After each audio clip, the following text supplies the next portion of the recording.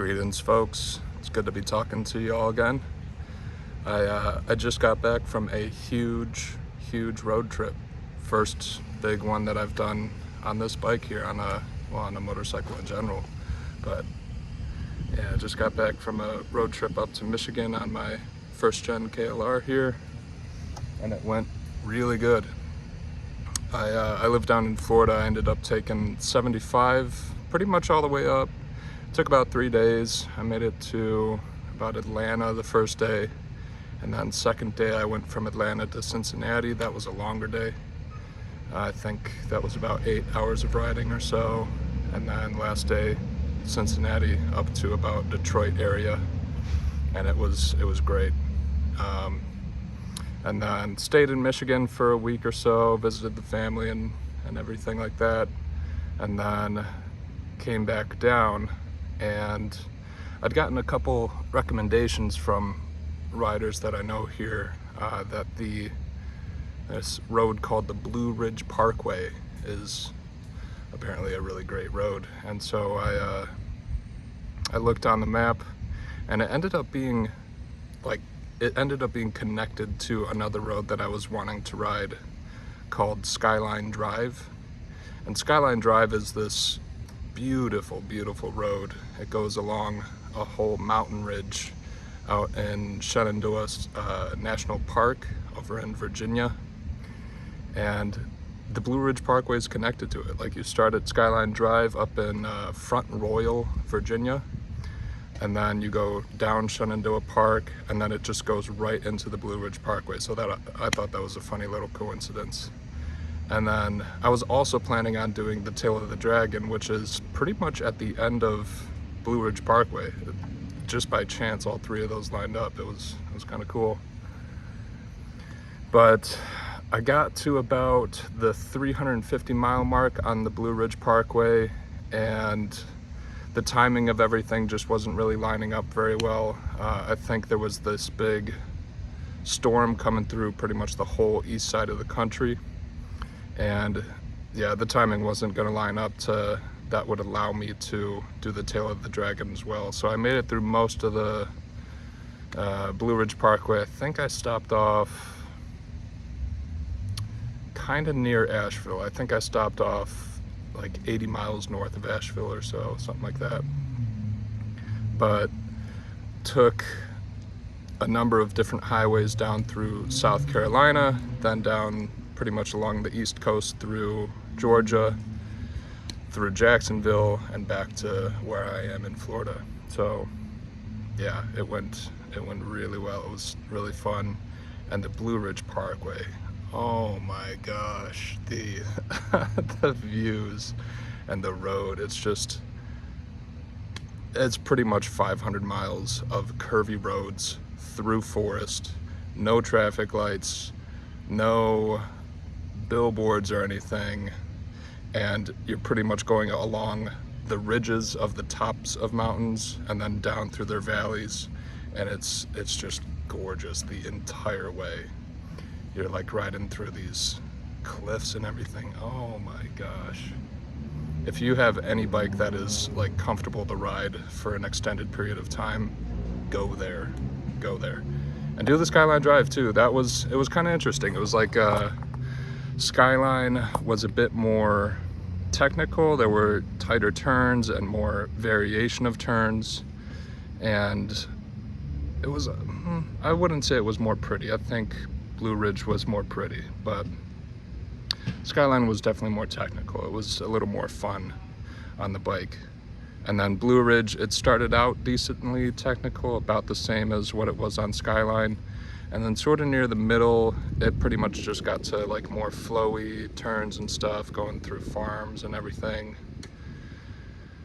Oh, it was amazing though. It was amazing. And then yeah, I guess that's about it. It was just a great trip overall, and I had so few problems on this beautiful little bike, this KLR here. Yeah, so few problems. It was amazing. And I just wanted to make this video to sort of go over the tools that I brought in case I did have problems, and just the daily maintenance that I did. It wasn't too much. It was pretty simple, but just wanted to let you guys know in case you're planning on doing your own road trip and you haven't done one before.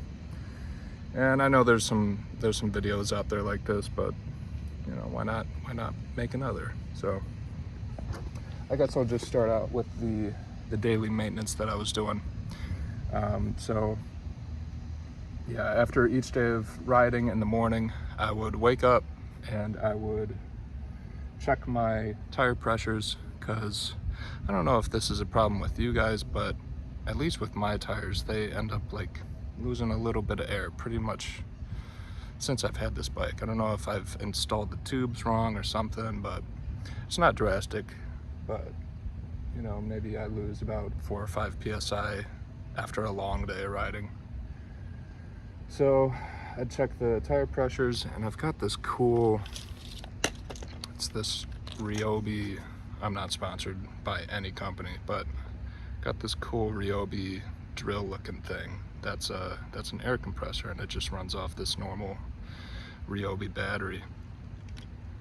And it's very, very convenient. Extremely light, pretty much the only weight of this whole thing is this battery here. And yeah, it fills it up quick, and it has a little tire or air pressure guide right here.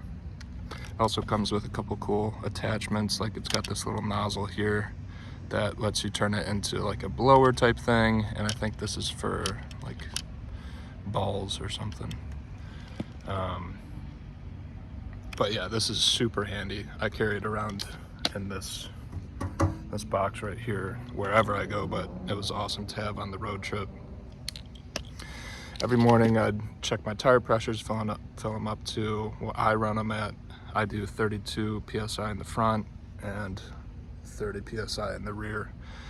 I haven't really played around with tire pressures. I just read that online, and a number of different people ended up agreeing that that was the pressure that they ran, so I just went with it. I might, you know, over the next few months, I might play around with tire pressures, see if that's actually ideal for me. But that's what I do. So I check the tire pressure, and then I would check my oil with this sight glass here. You just rock the bike up so that it's vertical, and then see where your oil level ends up in this sight glass here. And you pretty much want to keep it at the top or around the middle or so. But these KLRs they're pretty notorious for burning oil, and that was always sort of a mystery to me until I went on this trip and I looked a little bit further into it, because my bike was burning a lot of oil when I was on the road. And I ended up learning that pretty much what it is. I got this from Eagle Mike, actually. That dude is genius when it comes to these bikes. But if you break the engine in poorly, if you ride it hard over the first 500 miles or so, the pistons aren't very well designed, and the oil catchment, or whatever it's called, it's just not designed very well if you break the bike in badly.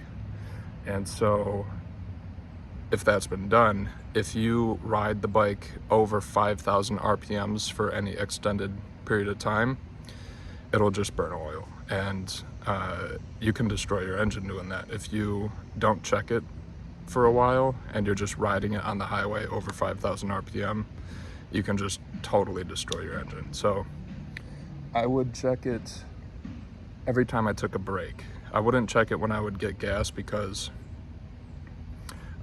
you need the oil to sort of drain through the engine and get down to the pan, and that usually takes like 20 or 30 minutes or so. So I would check it when I would take a break and refill. And when I went out on this trip, I went through like 2 or 3 quarts of oil, and I wasn't totally prepared on the way, so I usually fill my bike with this Model 7100 here. It's NW40. It's good oil, and I like taking care of this. But yeah, I took 1 quart, went through it, and I had to buy, I think, Valvoline 10W40 motorcycle oil. You would want to make sure that you're getting motorcycle oil, because if you get regular car oil, it will not work well with this clutch, and you can burn through it really quickly no matter what you're doing. I made that mistake on one of my first like longer trips. I went over to Daytona, and it was quick. It was like an hour and a half or something like that, but yeah, I made that mistake. So don't do that. Get yourself motorcycle oil. Anyway, what was I saying? Yeah, you want to... Oh yeah, I ended up putting 2 different kinds of oil in here over the trip. I don't know if that's like too bad. It worked fine. But yeah, I went to a Cycle Gear once I got up to Michigan, and they had some of that Motul, so I restocked up on that. But yeah, so when you're going, you want to keep it under 5,000 RPM. And a great way to do that is to change your front sprocket on your chain to a 16 tooth or a 17 tooth. I got a 16 tooth when I redid the sprockets on this bike, but I might even go up to a 17, because that will allow you to drop your RPM at the same speed. So I think usually at 70 miles per hour with the stock 15 tooth, it's around 5,000. So you'll start burning through oil if you're going the speed limit. But with the 16 tooth, 70 miles per hour is about 4,400 or 4,500. I'm not sure. I also did a smaller rear sprocket on my rear sprocket. So that cut the RPMs down even more. So now when I'm going about 70 miles per hour, it's about 4,400 RPM or so. Then the other things I would do is I would clean my chain every day. You want to clean it every 200 miles. That's what's recommended in the manual, but just every day is fine on this sort of thing. And then you want to make sure that your chain tension is good. So I would make sure that there was about 2 inches of play in the chain when I would clean it. And yeah, I'll put a link to the chain cleaner that I used. I use Maxima, I think. It's like a chain cleaner and then a chain wax. It's pretty good. And then you get one of those little square looking brushes. But yeah, so those were pretty much the only daily maintenance things that I would do. I'm gonna do a whole once over on this bike. That's gonna be a different video. Before I went on the trip, I came out with a like 15,000 mile checkup thing. It's gonna be similar to that, but a little shorter. But yeah, that was the daily maintenance. And then I just wanted to go over the tools that I got, or that I brought with me. One more essential thing that really helped with cleaning the chain was this portable jack here.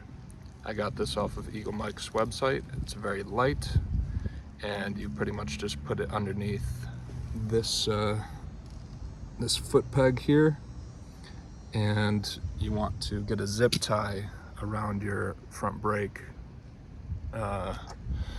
when you do that, so that it doesn't like roll forward on you. But it gets the rear wheel up off the ground and lets you spin it so that you can clean the chain. That's a great jack. It took me a little finagling in order to get the right balance with it, but it wasn't too hard to figure out. A couple other things. I brought a spare rear tube. It's 130 90/17 inch. And then I also brought a spare front. I heard that you can just bring the front tube and it will work in the rear tire as well. Well, that would be.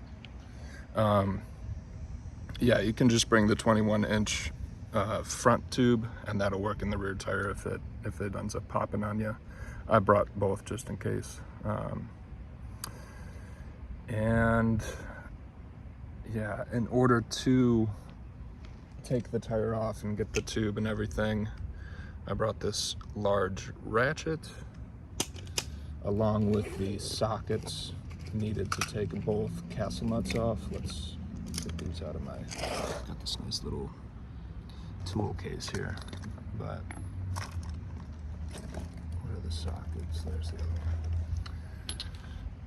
The rear castle nut is a 24 mil, and then the front castle nut is a 22 mil. There it is. So I got those, and then I also brought this big set of pliers that I could use on the axle itself in order to get the axles out.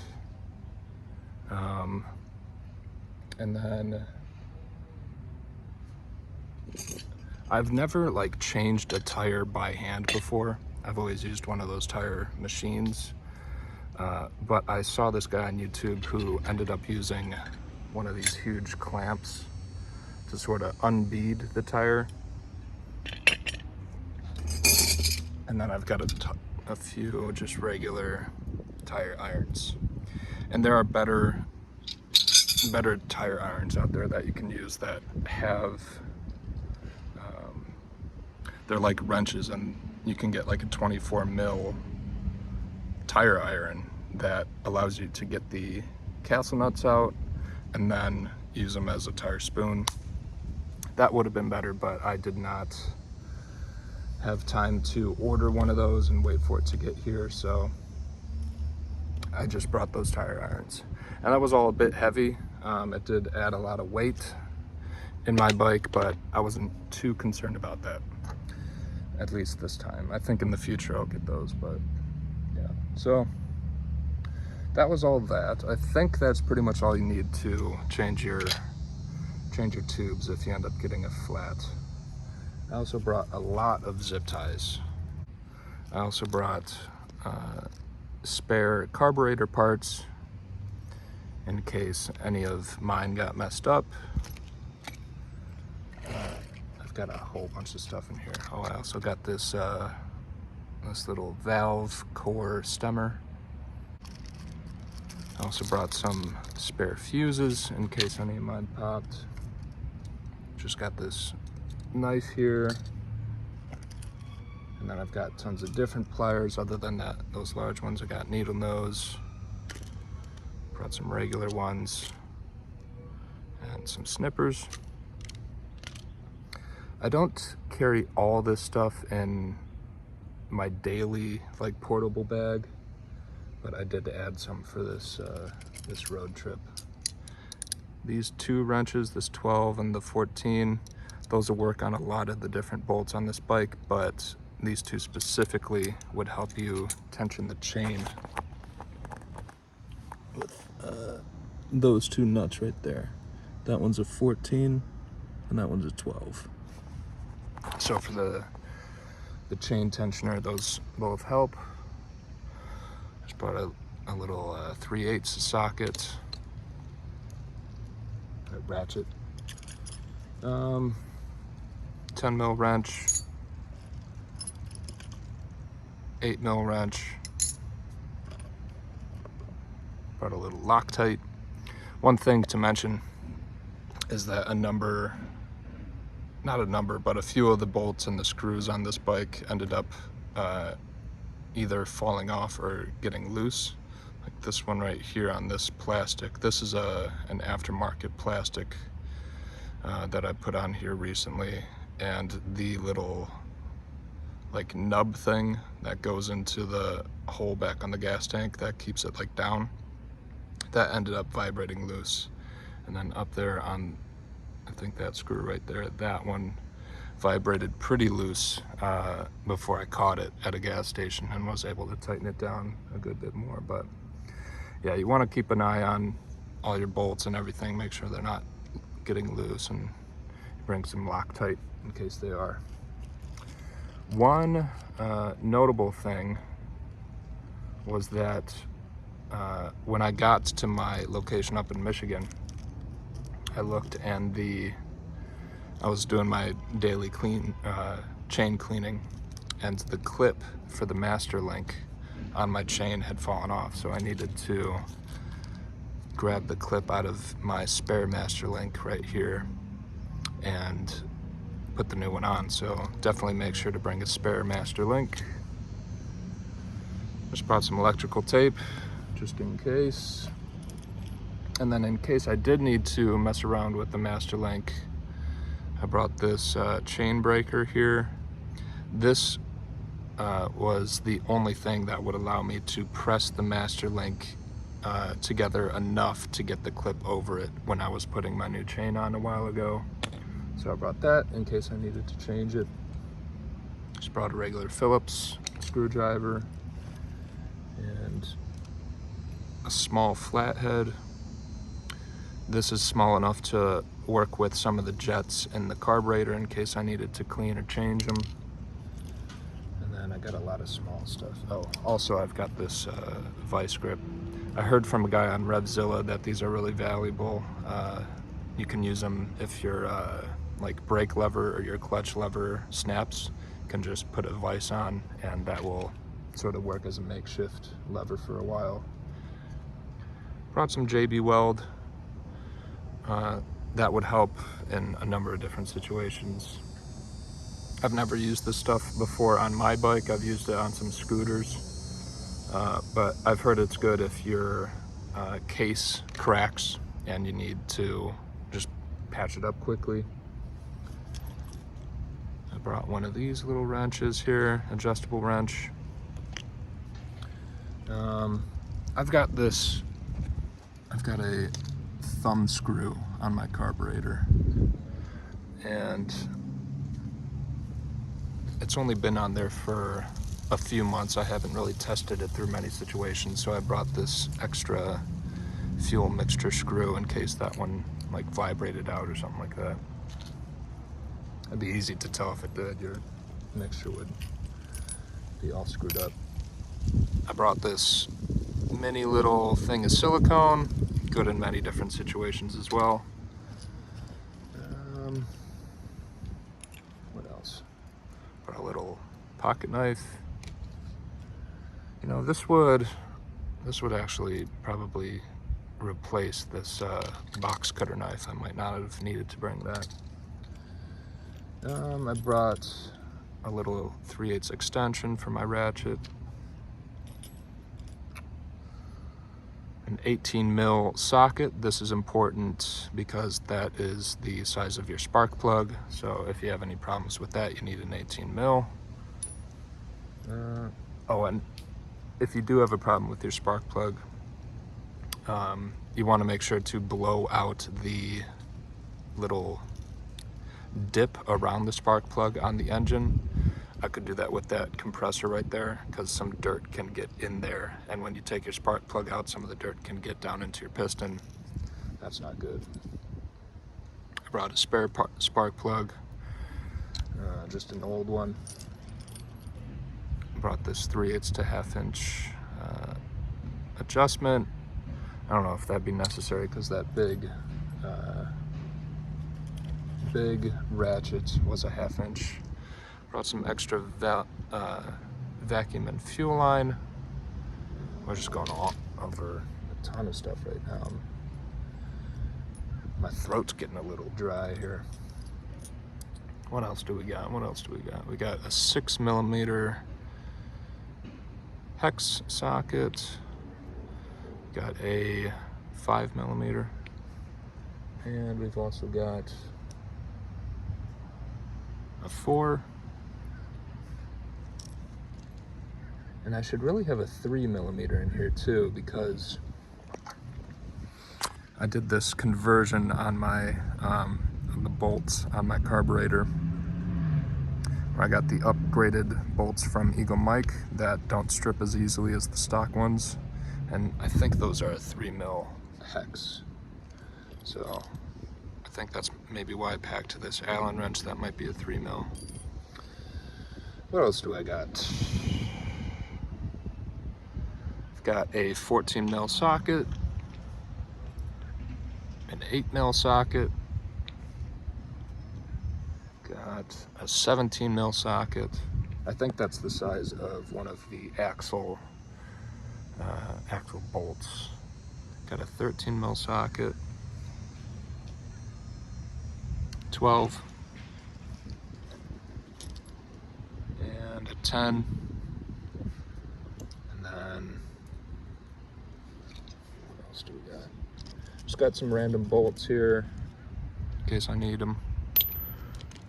I should probably have brought some more of those and more variations. And then I've got some hose clamps in case I did need to change the fuel or the vacuum lines. And yeah, I think that's about it. Oh, I also brought some safety wire. Also very useful in a number of different situations. So, whew, that's a lot. Oh, I also brought some of these red shop rags here. Those are good when you're cleaning your chain. After you've put your chain cleaner on and went over it with the brush, you wipe it off with these rags until it pretty much comes out clean, and then you put your chain lube on. Whew, that was a lot of stuff, but all fits in this nice little baggie here. How convenient is that? It was definitely heavy. It did add a lot of weight to my bike, but hey, if I was able to fix most of the problems that would have occurred on here, definitely worth it in my opinion. So that was all that. Those were the tools, and these pannier boxes were more than necessary, I would say. I've got a couple videos on my channel of me installing both the frame that these are connected to, this little bar here, and installing the boxes themselves. I'll link to that. But I've got those, and I've got a nice top box up there. Very necessary. I filled those pretty much to the brim after all my clothes and my tent and my sleeping bag and everything. Then just a couple notes on how this thing ran overall. Stuff I was happy that I did beforehand. One of them was this thermobob here. This thermobob is one of the best upgrades that I've done to this bike. Before I did it, when I'd be going on the highway,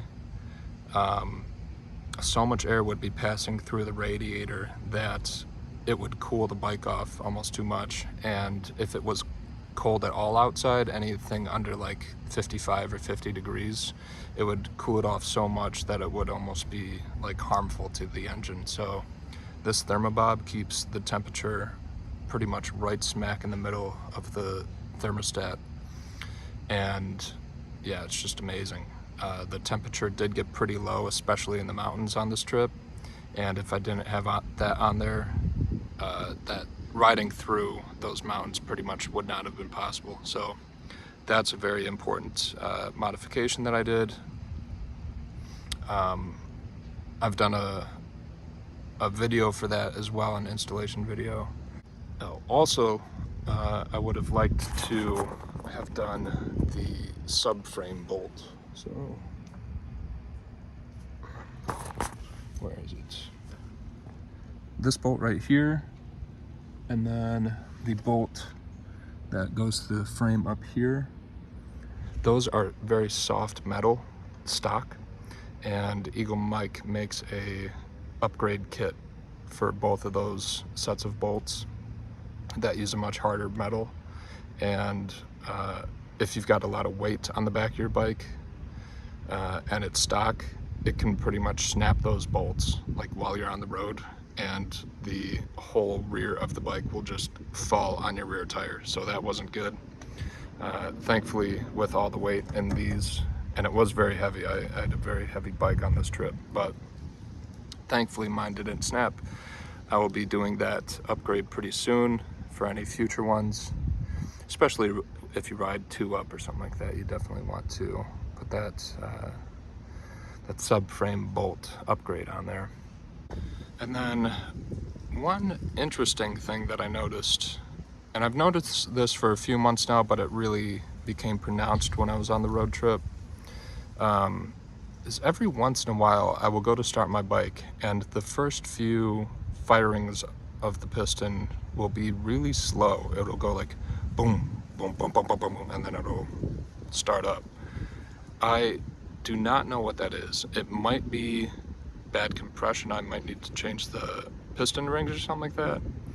But when I was on this trip, I saw this video where it applies to like many old bikes, where they would put a resistor in the spark plug cable, and newer spark plugs apparently come with a resistor in them already. And so if you've got new spark plugs and an older bike, you're pretty much getting double the resistance in your spark plug. And that video said that that could cause hard starts and could, I think, decrease performance maybe. So in this video that I mentioned, where I'll be doing sort of a once over of the whole bike, I think I might look into that spark plug cable and see if I can disassemble it a little bit and take out the resistor if it's in there, and see if that fixes the problem. But yeah, I did notice some hard starts on here, and it didn't have too much of a rhyme or reason, like it would happen if it was cold or hot. So that was kind of worrying, but didn't really pose too much of a big problem. Another thing that I did before I left, you can't really see it from here, but I increased the preload and the rebound on my shock there, just because I was carrying a lot more weight. It was at 3 and I increased it to 4. I could really only increase it to 4. You can go up to 5 on these bikes, but for some reason the bolt on my preload was like really difficult to turn.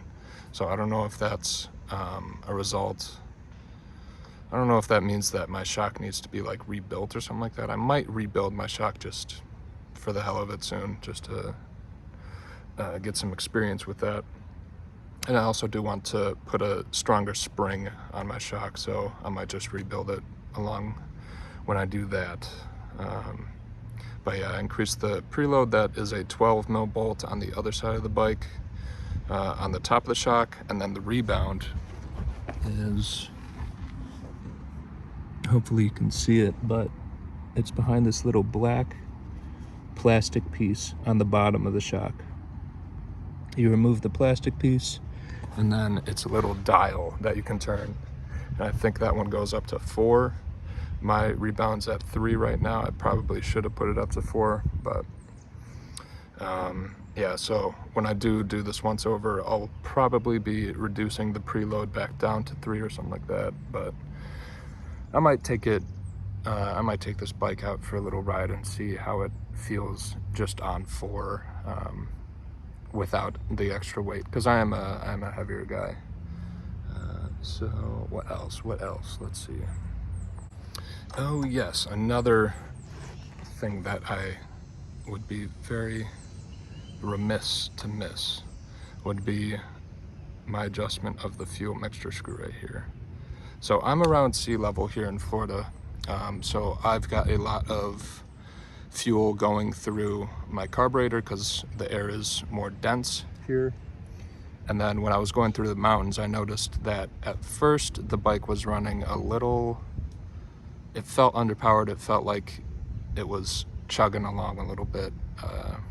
And so I don't know if I would recommend doing this, but I cut off a little bit of the fuel. I think I tightened my fuel mixture screw here about a half turn when I went up in the mountains, and it seemed to be running a little bit better. I'm not too experienced with tuning carbs, so I don't really know very well how good a bike feels, you know? So I cut it off about a half turn just for the hell of it, it felt like the right thing to do. And then I noticed when I got back down, I did not loosen the fuel mixture screw again. And when I got into Florida and the elevation dropped a lot, I noticed that when I was cutting my throttle and engine braking a little bit, I would get some backfires. And I've heard that that can be the result of a lean mixture. So I think I'm gonna make a separate video on this. I watched a video just a couple days ago of this guy breaking down really well how to tune a carb. I'll link that in the description. It was an awesome video. But yeah, I'm gonna make a separate video. I'm gonna retune my carb, get it back into working order for the elevation that I'm at. But that's one thing. This thumb screw on the fuel mixture, though, that is aftermarket. I forget where I got that, but I will find it and I will link it in the description. It's very useful. If you end up doing any work with your carb, pick that up as well. And that's much easier to adjust than the flathead screw that was in their stock. Then another pretty awful thing that I was experiencing was this seat here.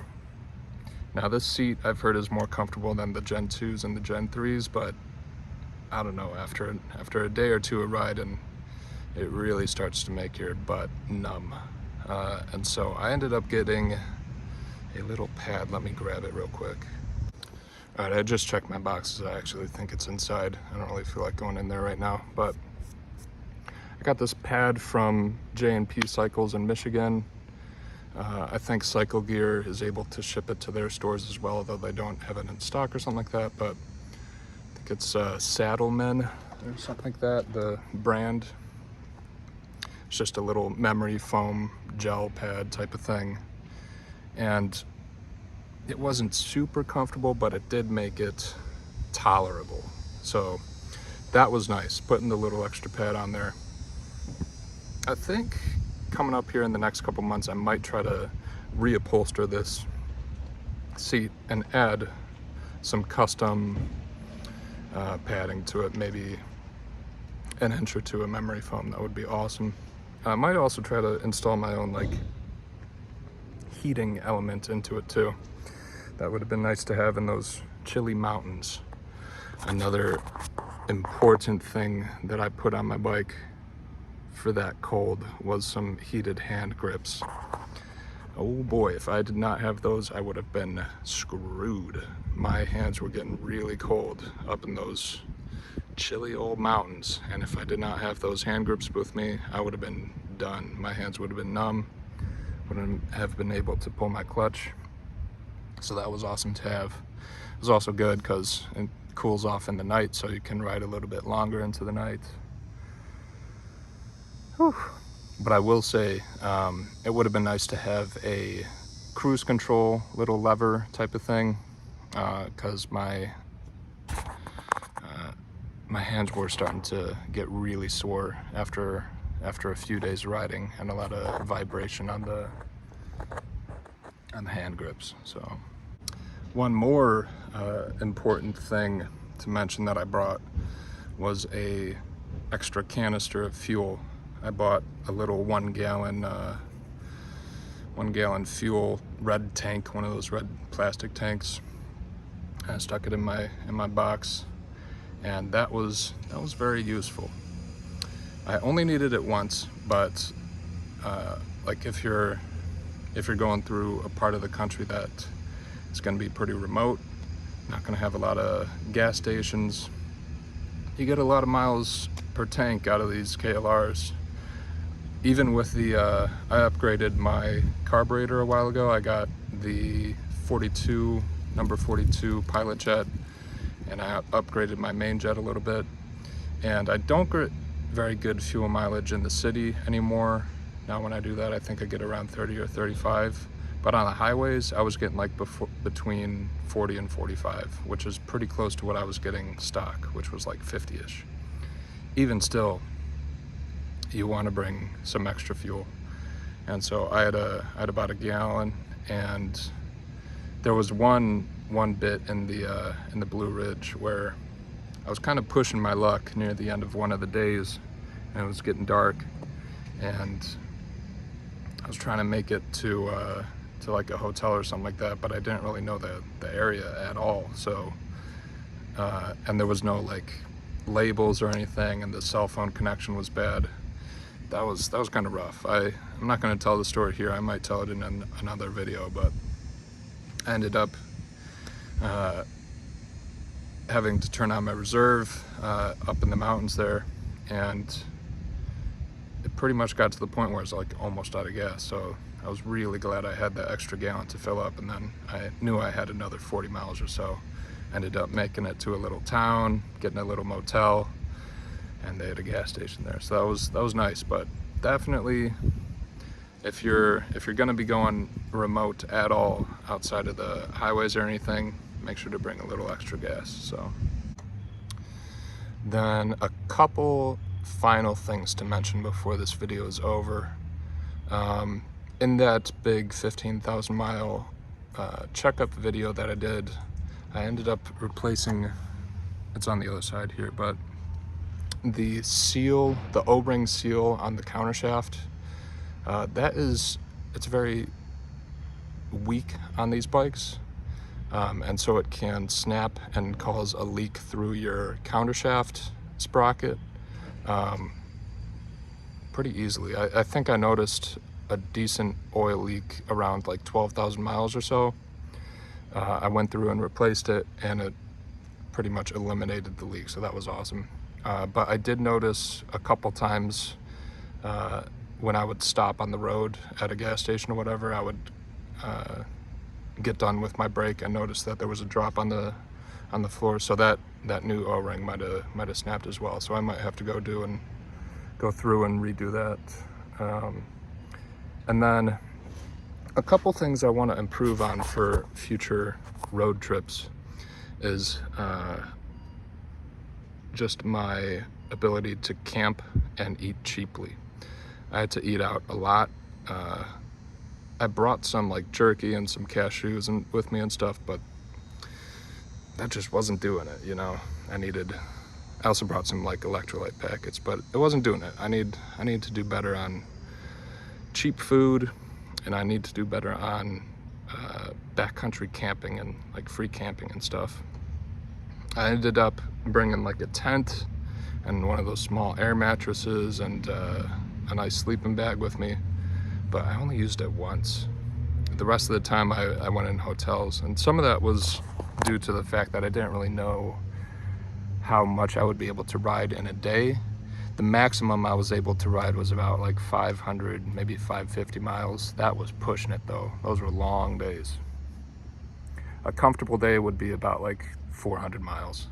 And so I think in the future, I'll be able to schedule my trip a lot better. I'll probably do like 400 miles a day and try to find some campground that's like cheaper, or figure out how to do like good backcountry camping. I'm not too experienced with that, so I'll look into that a little bit. But yeah, on the highway, I could do about 400 miles a day, and on the slower Blue Ridge Parkway, I was about like 300 miles a day or so. So yeah, I'll need to improve on that. And then I guess the last thing that I would mention is just getting back to the beginning of the video. Just remember to pack 2 or 3 quarts of oil with you, just because this bike does burn through it. And the second gens and the third gens are even worse than the Gen 1s I heard. So if you got those, make sure to definitely bring like 3 quarts maybe. So that is about that, I think. Yeah, that was my haul. Very heavy bike. It felt amazing when I got to Michigan and was able to take my my boxes off and really lighten it up and get on that throttle. But whew, my throat's dry. I've been talking a lot. I don't know how long this video is. It feels like 25-30 minutes or so. But yeah, I'm gonna get this edited, get it uploaded, and then I'll start on my maintenance and upload that video. If you're interested in that, subscribe to the channel. If you watch the video, please leave a like. And yeah, thank you for watching. I'll see you in the next one, folks.